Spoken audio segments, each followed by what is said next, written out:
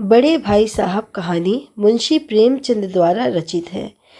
मुंशी प्रेमचंद ने अपनी कहानियों के माध्यम से किसी न किसी समस्या पर प्रहार किया है। वर्तमान युग में मनुष्य विकास तो कर रहा है, परंतु आदर्शों को भूलता जा रहा है। भौतिक सुख एकत्र करने की होड़ में हम अपने आदर्शों को छोड़ चुके हैं। बड़े भाई साहब कहानी समाज में समाप्त हो रहे कर्तव्यों के एहसास को दोबारा जीवित करने का प्रयास मात्र है। इस कहानी में बड़े भाई साहब अपने कर्तव्यों को निभाते हुए अपने भाई के प्रति अपनी जिम्मेदारियों को पूरा कर रहे हैं।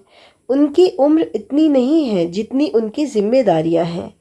वह स्वयं के बचपन को अपने छोटे भाई के लिए तिलांजलि देते हुए भी नहीं हिचकिचाते हैं। यह कहानी है मुंशी प्रेमचंद और उनके बड़े भाई साहब की, जो गांव से दूर हॉस्टल में रहकर पढ़ाई करते हैं।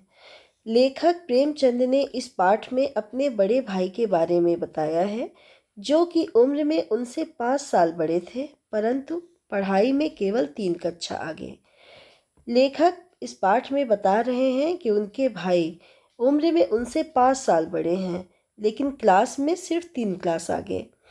लेखक स्पष्टीकरण देते हुए कहते हैं, ऐसा नहीं है कि उन्होंने बाद में पढ़ाई शुरू की, बल्कि वे चाहते थे कि उनका बुनियाद मजबूत हो, इसलिए 1 साल का काम 2-3 साल में करते, यानी उनके बड़े भाई कक्षा पास नहीं कर पाते थे।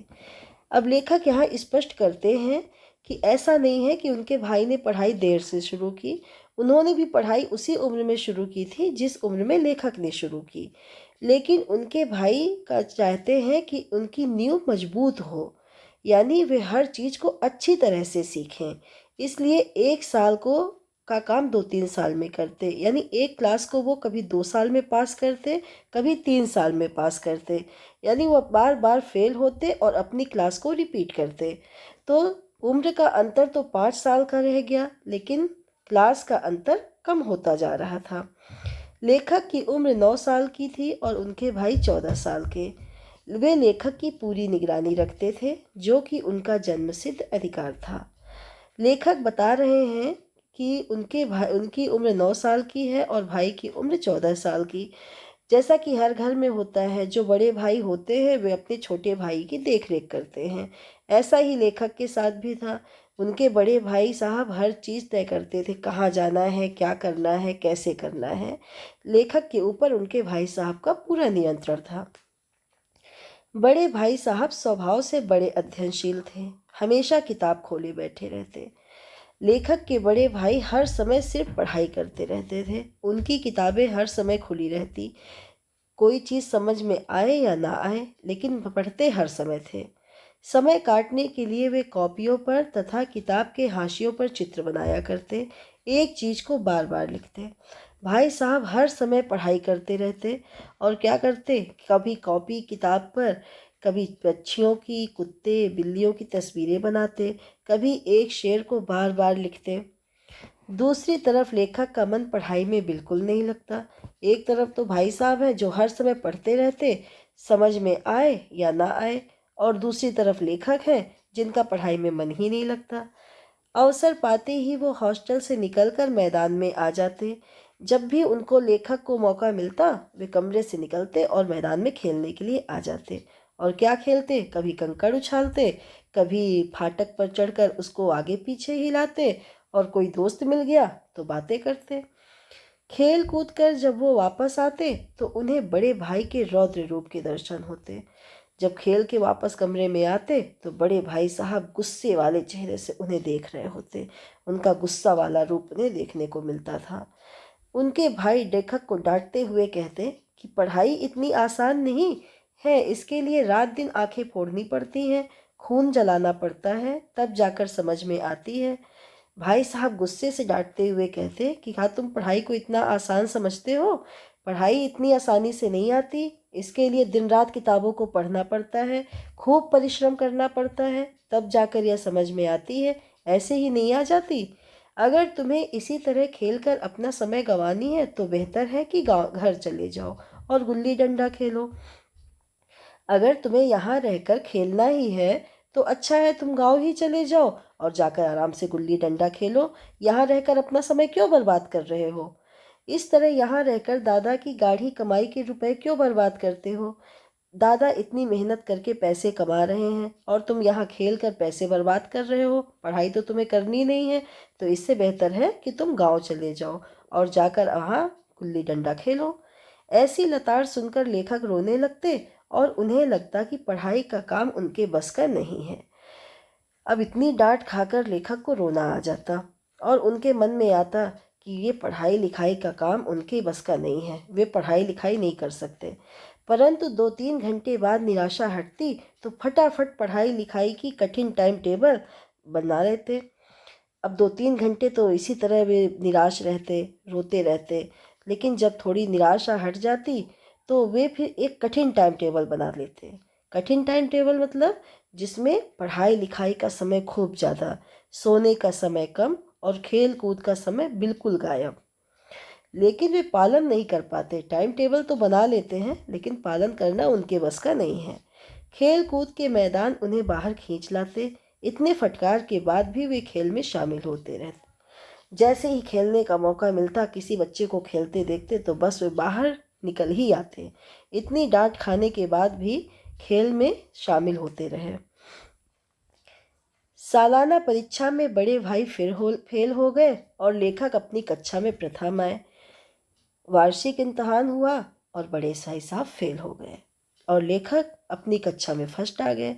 बड़े भाई साहब ने इतनी पढ़ाई की, दिन रात पढ़ाई की, लेकिन फेल हो गए क्योंकि उन्हें समझ में आती नहीं थी चीज़ें, और लेखक थोड़ा सा पढ़ते थे और ज़्यादा समझ लेते थे और अपनी कक्षा में प्रथम आ गए। उन दोनों के बीच अब 2 कक्षा की दूरी रह गई। पहले जहाँ 3 साल का अंतर था, अब वो घटकर 2 साल का रह गया। लेखक के मन में आया कि वह भाई साहब को आड़े हाथों ले, परंतु उन्हें दुखी देखकर लेखक ने इस विचार को त्याग दिया और खेल कूद में फिर व्यस्त हो गए। अब लेखक के मन में आया कि भाई साहब को खूब सुनाए कि आप तो इतना पढ़ते थे, फिर कैसे फेल हो गए, और मैं तो थोड़ा सा ही पढ़ा और फिर भी फर्स्ट आ गया। लेकिन भाई साहब इतने दुखी थे कि उन्हें देखकर लेखक ने छोड़ दिया कि नहीं, नहीं कहना चाहिए ऐसा कुछ भी, और अपने खेल कूद में लग गए। अब बड़े भाई का लेखक पर ज़्यादा दबाव न था। अब बड़े भाई साहब इतना पढ़ के भी फेल हो गए थे तो लेखक को क्या कहते, इसलिए उन्होंने अब लेखक को ज़्यादा बोलना छोड़ दिया था। एक दिन लेखक भोर का सारा समय खेल में बिताकर लौटे, तब भाई साहब ने उन्हें जमकर डांटा। अब लेखक के मन में क्या था कि मैं तो पढ़ूं या ना पढ़ूं, पास हो ही जाऊंगा। तो बस फिर अब वो ज़्यादा समय खेलने में ही निकालने लगे अपना। एक दिन सुबह उठे और जाकर खेलने लगे, और जब खेल कर वापस आए तो भाई साहब ने फिर उन्हें कसकर डांटा। उन्होंने कहा, तुम क्लास में फर्स्ट आ गए हो तो तुम्हें घमंड हो गया है, तो यह जान लो कि बड़े बड़े आदमी का भी घमंड नहीं टिका। उन्होंने रावण का उदाहरण दिया और कहा, रावण सर्वशक्तिमान था लेकिन उसने घमंड किया और वह बर्बाद हो गया। और उन्होंने और भी अनेक उदाहरण दिए। बड़े भाई ने कक्षा की अलजबरा, ज्यामिट्री और इतिहास पर अपनी टिप्पणी की और बताया कि यह सब विषय बड़े कठिन हैं। भाई साहब ने कहा, अलजबरा, ज्यामिट्री और इतिहास पढ़ना इतना आसान नहीं है। इनको पढ़ने में बहुत परिश्रम करना पड़ता है। यह सब विषय बहुत कठिन है। निबंध लेखन को उन्होंने समय की बर्बादी बताया और कहा कि परीक्षा में उत्तीर्ण करने के लिए मेहनत करनी पड़ती है। भाई साहब निबंध लेखन को समय की बर्बादी समझते थे और उन्होंने समझाया कि परीक्षा ऐसे ही पास नहीं हो जाती, परीक्षा पास करने के लिए बहुत मेहनत करनी पड़ती है। स्कूल का समय निकट था, नहीं तो लेखक को और बहुत कुछ सुनना पड़ता। सुबह सुबह उठ के लेखक खेलने चले गए थे, लौट कर आए तो फिर खूब डांट खाई। अब स्कूल जाने का भी समय हो रहा था, तैयार होना था, नहीं तो अभी उन्हें भाई साहब से बहुत कुछ सुनने को मिलता। उस दिन लेखक को भोजन नहीं स्वाद लगा। अब लेखक ने बहुत डांट खाई थी तो भोजन स्वादिष्ट कैसे लगता, भोजन नहीं स्वाद लगा। इतना सुनने के बाद लेखक की अरुच पढ़ाई में बनी रही और खेल कूद में शामिल होते रहे। भाई साहब से इतनी डांट खाने के बावजूद भी लेखक का मन पढ़ाई में नहीं लगता था और वे खेल कूद में बराबर हिस्सा लेते थे। फिर सालाना परीक्षा में बड़े भाई फेल हो गए और लेखक पास। बड़े भाई ने अत्यधिक परिश्रम किया था और लेखक ने ज़्यादा नहीं। फिर से वार्षिक परीक्षा हुई।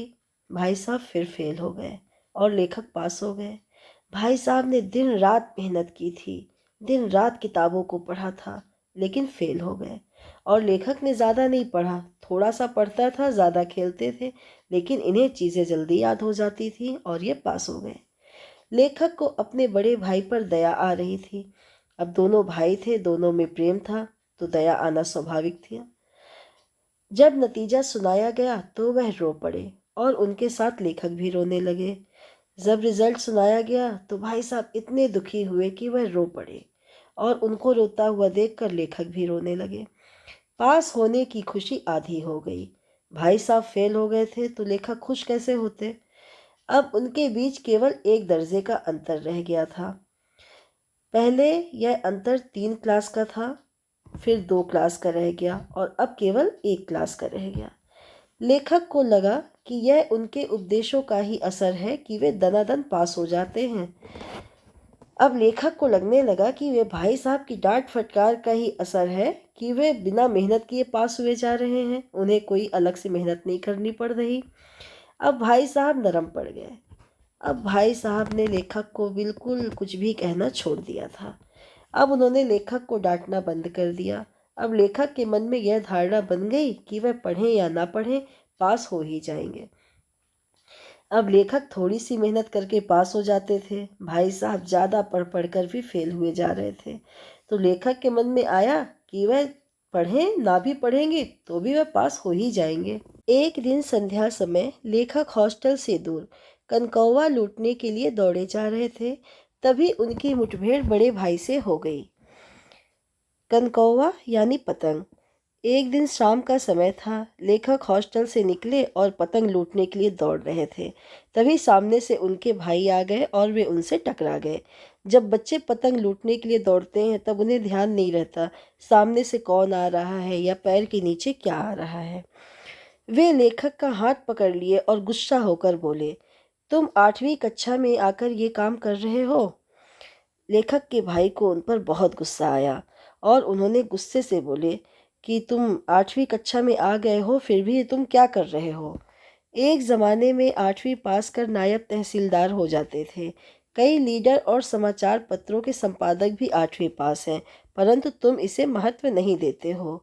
उस समय 8वीं पास करने के बाद लोग नायब तहसीलदार हो जाते थे, कई नेता बन जाते थे और कई समाचार पत्रों के संपादक भी बन जाते थे। उन्होंने लेखक को तजुर्बे का महत्व स्पष्ट करते हुए कहा कि भले ही तुम मेरे से कक्षा में कितने भी आगे निकल जाओ, फिर भी मेरा तजुर्बा तुमसे ज़्यादा रहेगा और तुम्हें समझाने का अधिकार भी। भाई साहब ने लेखक को समझाया कि चाहे तुम मेरे बराबर आ जाओ या मुझसे भी आगे निकल जाओ, लेकिन जीवन जीने का जो तजुर्बा है, जो एक्सपीरियंस है, वो मेरा हमेशा तुमसे ज़्यादा रहेगा। उन्होंने लेखक को अम्मा दादा का उदाहरण देते हुए कहा कि भले ही हम बहुत पढ़ लिख जाएं, परंतु उनके तजुर्बे की बराबरी नहीं कर सकते। भाई साहब ने लेखक से कहा कि अम्मा दादा भले ही हमसे कम पढ़े लिखे हैं, हम अम्मा दादा से ज़्यादा पढ़े लिखे हैं, लेकिन जीवन जीने का तजुर्बा उन्हें हमसे कहीं ज़्यादा है। उन्होंने हमसे ज़्यादा जीवन जिया है और उन्हें तजुर्बा हमसे बहुत ज़्यादा है। वे बीमारी से लेकर घर के काम काज तक में हमारे से ज़्यादा अनुभव रखते हैं। हम बीमार हो जाएंगे तो सीधे डॉक्टर के पास जाएंगे, लेकिन अम्मा दादा ऐसा नहीं करेंगे। जब वो बीमारी में अपने तजुर्बे से पहले इलाज करेंगे। जैसे खांसी आ जाती है या सर्दी होती है तो मम्मी लौंग, काली मिर्च, अदरक ये सब चाय बना के हमें पिलाती हैं या और भी ऐसी देसी औषधियों का प्रयोग करते हैं। डॉक्टर के पास तो बाद में जाते हैं, लेकिन हम क्या करेंगे, हम बीमार हो जाएंगे तो सीधे डॉक्टर के पास ही भागेंगे। इन बातों को सुनकर लेखक उनके आगे नतमस्तक हो गए और उन्हें अपनी लघुता का अनुभव हुआ। भाई साहब की इन बातों को सुनने के बाद लेखक ने उनके सामने सिर झुका लिया और आज उन्हें अपने छोटेपन का एहसास हुआ। इतने में ही एक कनकौवा उन लोगों के ऊपर से गुजरा। अभी वे दोनों भाई आपस में बातें कर ही रहे थे कि उनके ऊपर से एक कटी हुई पतंग निकली। चूंकि बड़े भाई लंबे थे, इसलिए उन्होंने पतंग की डोर पकड़ ली और हॉस्टल की तरफ दौड़ कर भागे। बड़े भाई साहब की लंबाई अधिक थी और वो भी बच्चे ही थे। उन्होंने दौड़ उछलकर डोर पकड़ी पतंग की और हॉस्टल की तरफ दौड़ गए। लेखक उनके पीछे पीछे भागे जा रहे थे।